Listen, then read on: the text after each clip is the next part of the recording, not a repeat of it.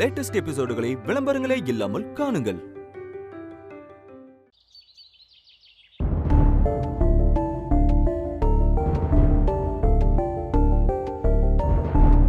என்னால மன்னிப்பு கேட்க முடியாது மாமா.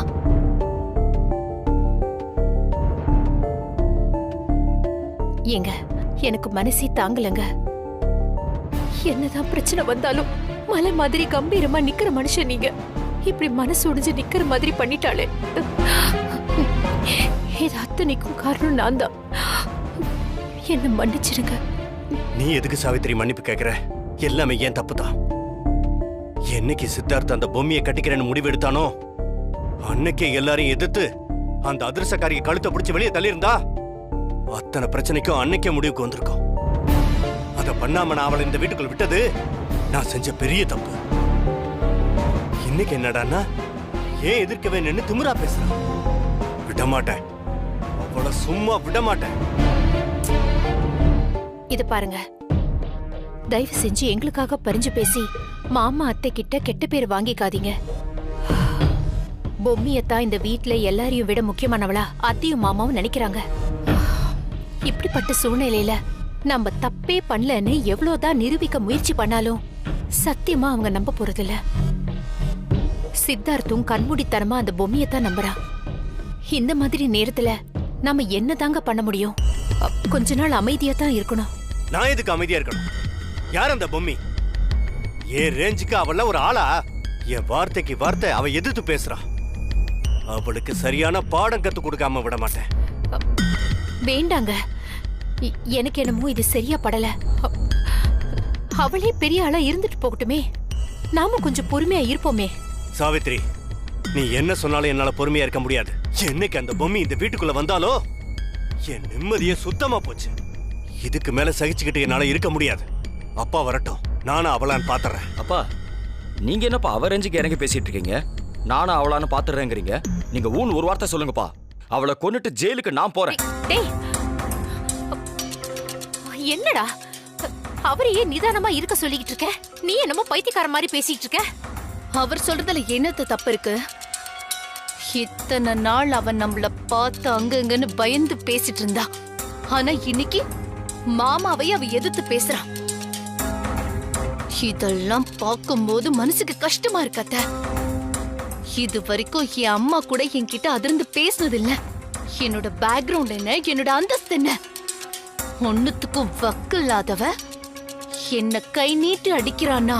இது எல்லாமே அந்த சித்தார்த் கொடுத்த இடம் தான் அத்த. விடக்கூடாத, விடக்கூடாதத்த. அவளை கொன்னாதான் எனக்கு நிம்மதி வரும். அப்பதான் என்னோட கோபம் அடங்கும். தமன்னா, நீ அறிவோட தான் பேசுறியா? அவன்தான் அப்பாவை அவமானப்படுத்திட்டாங்களேன்னு கோவத்துல பேசுறானா? நீ கொஞ்சம் கூட பொறுப்பு இல்லாம பேசினா எப்படி? கொட்டின வார்த்தைகளை அள்ள முடியாது. நீங்க ரெண்டு பேரும் கோவத்துல பேசுறீங்க. நாளைக்கு பொம்மைக்கு ஏதாவது ஆயிடுச்சுன்னா கடைசியில பழி முழுக்க உங்க ரெண்டு பேரும் மேலதான் விழும். உனக்கும் மனோக்கும் ஏதாவது ஆயிடுச்சுன்னா அதை என்னால தாங்க முடியாது. இனிமே தயவு செஞ்சு கோவத்துல வார்த்தையை விடாதீங்க. அமைதியா போய் வேலையை பாருங்க. கோவப்படுறதுனால இழப்பு நமக்கு தான். நான் ஏற்கனவே இவர் அவமானப்படுத்திட்டாங்களேன்னு நொந்து போயிருக்கேன். நீங்களும் மேற்கொண்டு என்ன கஷ்டப்படுத்தாதீங்க. தயவு செஞ்சு இனிமே அந்த பொம்மை கிட்ட வாயை கொடுத்து வம்பல மாட்டாதீங்க. போங்க. என்னால இதுக்கு மேல அசிங்கப்பட முடியாது. போங்க. நீங்களே டேய், பேசாம போ. நீ அவனை கூட்டிட்டு போமா. ஏய் தமன்னா, இது பாருங்க, அவங்க ஏதோ சின்ன பசங்க கோவத்துல பேசுறாங்க. அதெல்லாம் தயவு செஞ்சு மனசுல வச்சுக்காதீங்க. எனக்கு நீங்க தான் முக்கியம். எதையும் யோசிக்காம கொஞ்ச நேரம் அமைதியா இருங்க. எல்லாத்துக்கும் ஒரு நல்ல முடிவு கிடைக்கும். ப்ளீஸ்.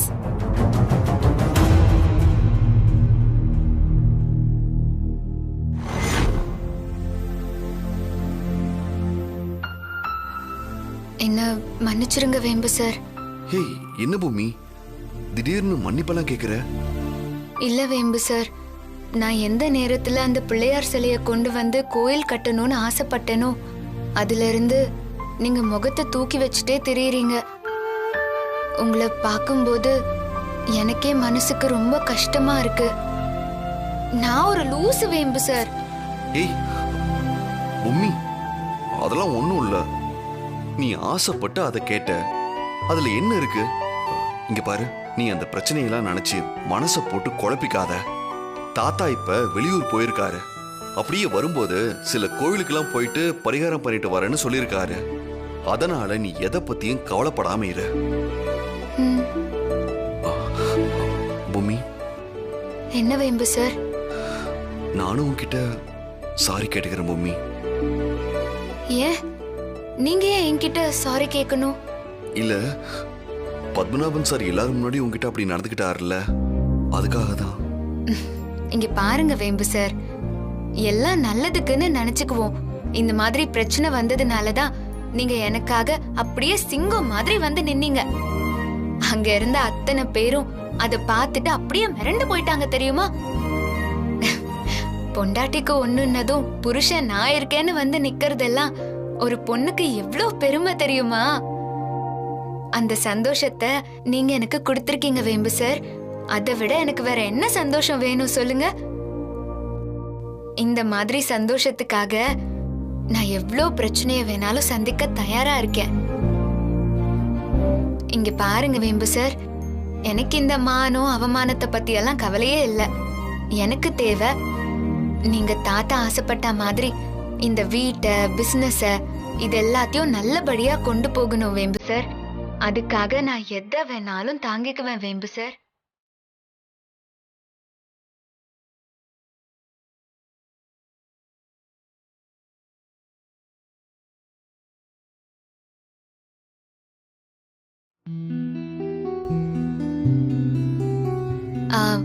வேம்பு சார், அப்புறம் ஒரு முக்கியமான விஷயம் சொன்னா நீங்க சிரிக்க கூடாது.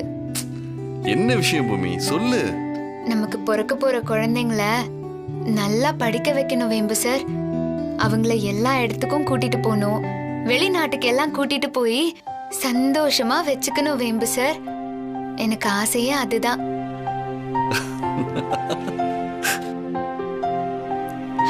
என்ன வேம்பு சார், நீங்க இப்பதானே சிரிக்க கூடாதுன்னு சொன்ன, ஏன் சிரிக்கிறீங்க? நான் என் ஆசைய தானே சொன்னேன். சச்சா பூமி, நான் கிண்டல் பண்ணி சிரிக்கல. உனக்கு இருக்கிற கனவுகளை நினைச்சு நான் சிரிச்சேன். இந்த உலகத்துல உனக்கு எங்கெங்கெல்லாம் போகணும்னு சொல்லு, எல்லா இடத்துக்கும் நான் கூட்டிட்டு போறேன். ஓகேவா? அப்புறம் நம்ம பசங்கள வெளிநாட்டுல தான் வேம்பு சார் படிக்க வைக்கணும். சரி. அப்புறம் அங்கேயே ஏதோ சமையல் படிப்பெல்லாம் இருக்காமே, அங்க படிச்சுட்டு வந்து பெரிய பெரிய ஹோட்டல்லாம் கட்டணும். என்ன வேம்பு சார் மறுபடியும் சிரிக்கிறீங்க? பூமி, குழந்தைங்க வளர வளர அவங்களுக்குன்னு சில விருப்பங்கள் இருக்கும். சோ அவங்கள அவங்க போக்குலயே வளர விடணும். நம்ம ஆசைய அவங்க மேல திணிக்க கூடாது. அவங்க அவங்களுக்கு விருப்பப்பட்டதை பண்ணாதான் அதுல அவங்க சாதிப்பாங்க. புரியுதா? புரியுது.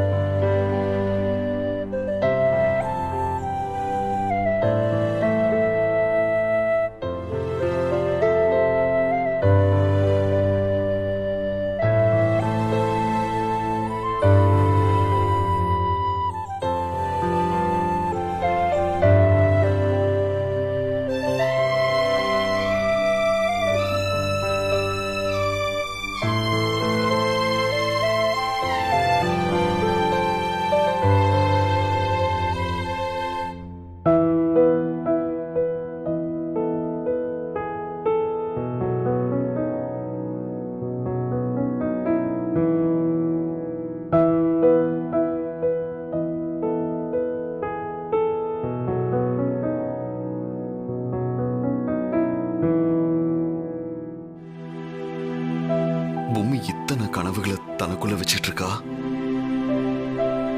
நான் அந்த சித்தர் சொன்னதை நினைச்சுக்கிட்டு பொம்மையோட இந்த ஆசைகளை நிறைவேற்ற முடியாம உள்ளுக்குள்ள பயத்தோட சுத்திக்கிட்டு இருக்கேன். எப்படியாவது பொம்மைக்குன்னு இருக்கிற விதியை நான் ஜெயிச்சாகணும். அதுக்கு நீங்க தாமா என் கூடவே இருந்து உதவி பண்ணணும். என்னை விட்டுறாதீங்கம்மா. நான் ரொம்ப பாசம் வச்சிருந்தேன். நீங்களும் என்னை விட்டுட்டு போயிட்டீங்க. இப்ப எனக்குன்னு இருக்கிறது பொம்மி மட்டும்தாம்மா. அவ காலம் முழுக்க என் கூடவே இருக்கணும். அவ எவ்வளவு நம்பிக்கையோட எந்த பிரச்சனை வந்தாலும் நான் பார்த்துப்பேன்னு மனசார நம்புறா. நான் அவளை கைவிட்டுட்டா அவ என்னமா பண்ணுவா? அப்படி எதுவும் நடந்துடக்கூடாதுமா. எனக்கு நம்பிக்கை இருக்குமா. நான் பொம்மியை எப்பவும் நல்லா பார்த்துப்பேம்மா. அவளை நான் சந்தோஷமா வச்சுப்பேன். அம்மா, அவளுக்கு எதுவும் ஆக நான் விட மாட்டேம்மா. அது எனக்கு தெரியும். நீங்களும் என் கூட பக்க பலமா இருந்து இந்த விஷயத்துல எனக்கு உதவி பண்ணுவீங்கன்னு எனக்கு நம்பிக்கை இருக்குமா.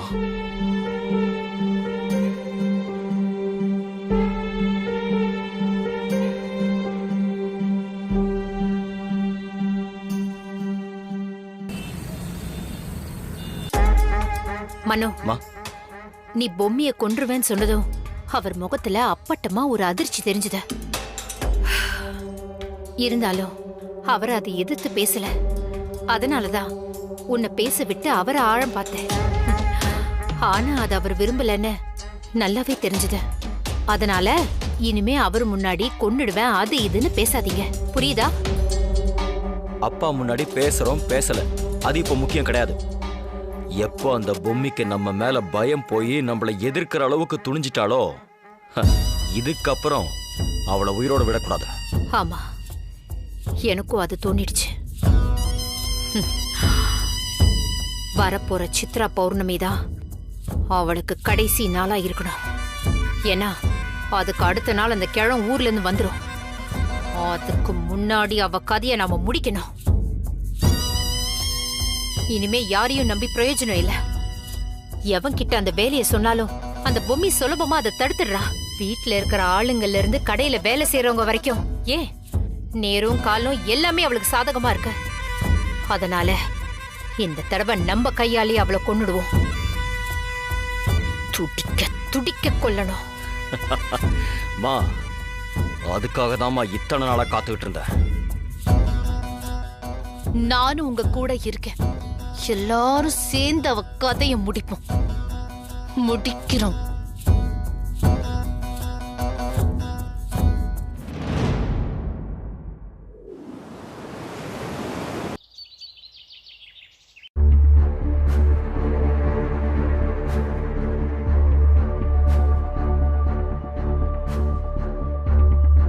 என்ன வேம்பு சார், என்ன விஷயம்?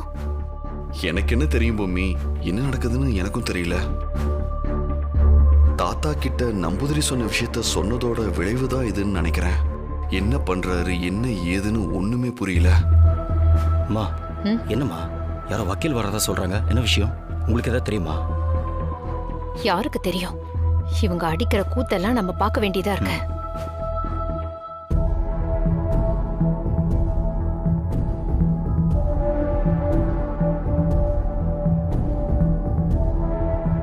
என்னம்மா திடீர்னு அப்பா ஊர்ல இல்லாத நேரத்துல எதுக்காக வக்கீல வர வைக்கணும்? எனக்கு என்னப்பா தெரியும்? காலையில திடீர்னு ஃபோன் பண்ணி சொன்னாரு, அதான். அதுவும் வக்கீல் வந்துட்டாரு. வாங்க வாங்க வாங்க வாங்க. வணக்கம் சார், உட்காருங்க. வாங்க. சாரி, தப்பா எடுத்துக்காதீங்க, கொஞ்சம் லேட் ஆயிடுச்சு. பரவாயில்ல, உட்காருங்க.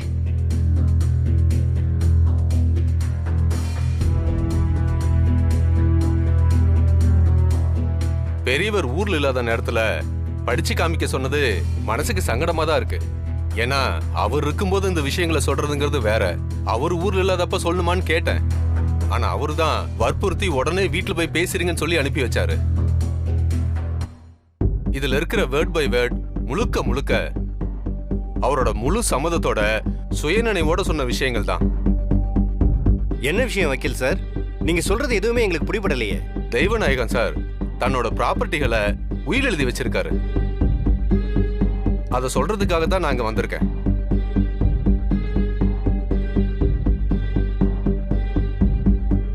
என்னம்மா இது, உயிலா? ஆமா சார், இத உங்க எல்லாரும் முன்னாடியும் சொல்லி ஒப்புதல் வாங்கி உடனடியா ரெஜிஸ்ட்ரேஷனும் பண்ண சொல்லிருக்காரு. அதுக்கான பணமும் கட்டிட்டேன். சார், நான் குறுக்கிடுறதுக்கு மன்னிக்கணும். அப்பா ஊர்ல இல்லாத இந்த நேரத்துல இப்படி திடீர்னு உயிர் எழுதி அவசர அவசரமா ரெஜிஸ்ட்ரேஷன் பண்ற அளவுக்கு இப்ப என்ன அவசரம்? பெரியவர்கிட்ட நானும் அதை சொன்னேன். ஆனா ரொம்ப பிடிவாதமா இருக்காரு. உடனடியா வீட்டுல இது சம்பந்தமா பேசுறீங்கன்னு சொல்லிட்டாரு. அதனாலதான் நான் வந்திருக்கேன். என்ன சார், மாமா இப்போ ஆரோக்கியமா இருக்கிற வரைக்கும் இப்ப பாக பிரிவினை அது இதுன்னு பண்ணி வீட துண்டாக்கணுமா? இதுலெல்லாம் எனக்கு கொஞ்சம் கூட விருப்பம் இல்ல. நாங்க யாரும் அவர் சொத்தி எல்லாம் இப்போ எதிர்பார்க்கல சார்.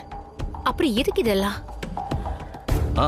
நம்மளை பொறுத்த வரைக்கும் நம்ம எல்லாருக்குமே தாத்தா ஹெல்த்தியா இருக்கிறது மட்டும்தான் முக்கியம். இங்க பாருங்க வக்கீல் சார், அப்பாவோட ஆரோக்கியம் தான் எங்களுக்கு முக்கியம். மத்தவங்க என்ன எதிர்பார்க்கறாங்களோ என்னவோ, நாங்க எதையுமே எதிர்பார்க்கல. சரி சரி விடுங்க. அவர் படிச்சாதானே என்னன்னு புரியும். நீங்க படிங்க. இது வரைக்கும் பெரியவரோட ஆசைய சோதனை முயற்சி பண்ணி பார்த்திருக்காரு.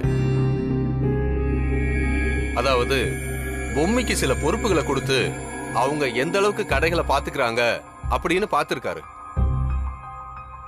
அத மனசுல வச்சுதான் இப்படி ஒரு முடிவை அவர் எடுத்திருக்காரு. இந்த உயில் என்ன சொல்லுதுன்னா, அஞ்சலி ஸ்வீட்ஸ், வீடு, கடை இப்படியான மொத்த சொத்துக்களையும் பொம்மி பேருக்கு மாத்துறதா பெரியவர் முடிவு பண்ணிருக்காரு.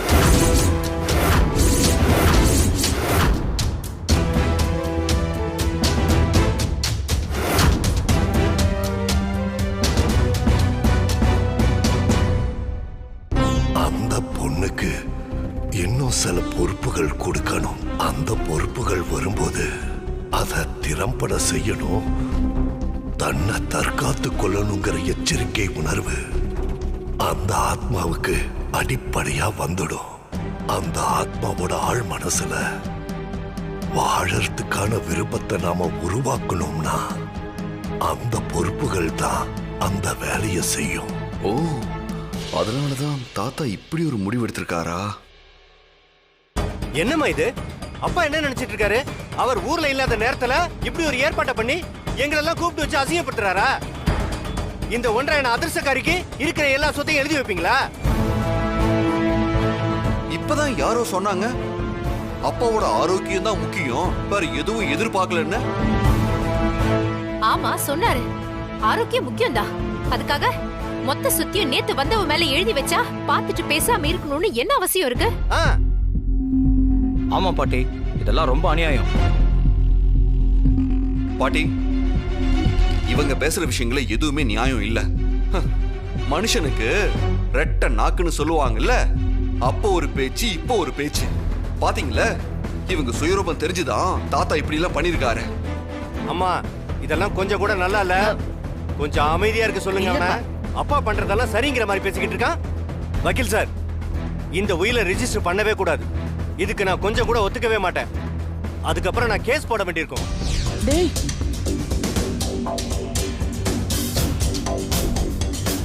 சார், பெரியவர் படிக்க சொன்னதை நான் படிச்சுட்டேன். அதுதான் என்னோட வேலை. மத்தபடி இதுல என்னோட பங்கு எதுவுமே இல்ல. ப்ளீஸ் புரிஞ்சுக்கங்க. இத பத்தி நான் பெரியவர்கிட்ட சொல்றேன்.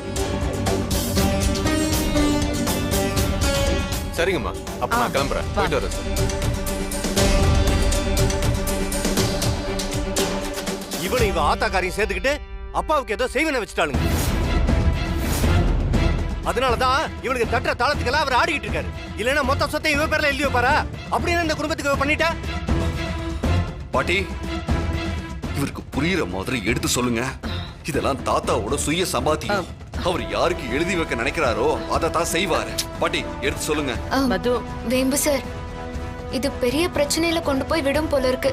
எதுவா இருந்தாலும் தாத்தா வரட்டும், அப்புறம் பேசி முடிவு எடுத்துக்கலாம். வேம்பு சார், பூமி, தாத்தா என்ன பண்ணாலும் அதுல ஒரு அர்த்தம் இருக்கும்.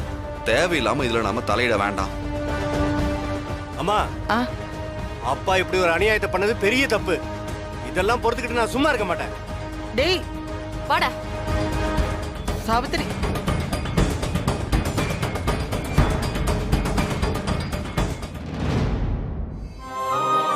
வேம்பு சார், வீட்டுக்குள்ள இந்த முடிவால எவ்வளவு பிரச்சனை பாத்தீங்களா? எல்லாரையும் சங்கடப்படுத்திட்டு எதுக்கு வேம்பு சார் இப்படி ஒரு முடிவு எடுக்கணும்? பூமி, தாத்தா இதெல்லாம் யோசிக்காம இப்படி ஒரு முடிவு எடுத்திருக்க மாட்டாரு. கண்டிப்பா இந்த குடும்பம் களையக்கூடாது, பிசினஸ் நல்லபடியா வளரணும், அதுக்காக தான் இப்படி ஒரு முடிவு எடுத்திருப்பாரு. பாத்துக்கலாம் விடு. ஒரு நிமிஷம் இருங்க, வரேன். வேம்பு சார், ஏன் தாத்தா இப்படி எல்லாம் பண்றாரு? இங்க பாரு, தாத்தா எது சொன்னாலும் அதுல ஒரு அர்த்தம் இருக்கும். தயவு செஞ்சு நான் சொல்றத நம்பு. பூமி,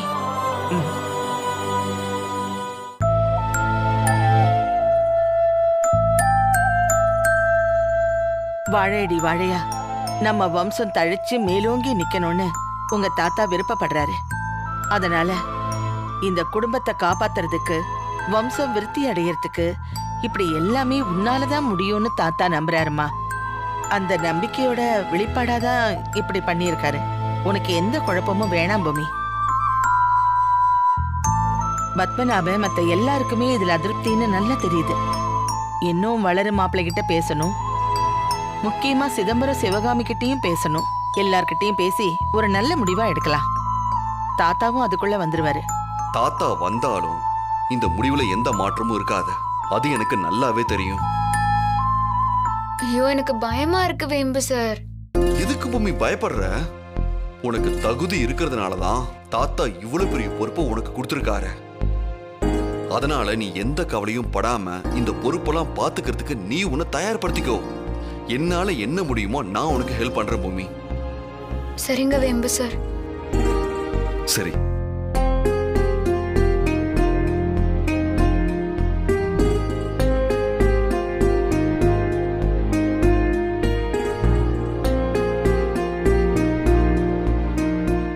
நம்பூதிரி சொன்ன மாதிரி நிச்சயமா இந்த கமிட்மெண்ட்ஸ் பொம்மிக்கு ஒரு பெரிய மாற்றத்தை உருவாக்கும் நான் நினைக்கிறேன்.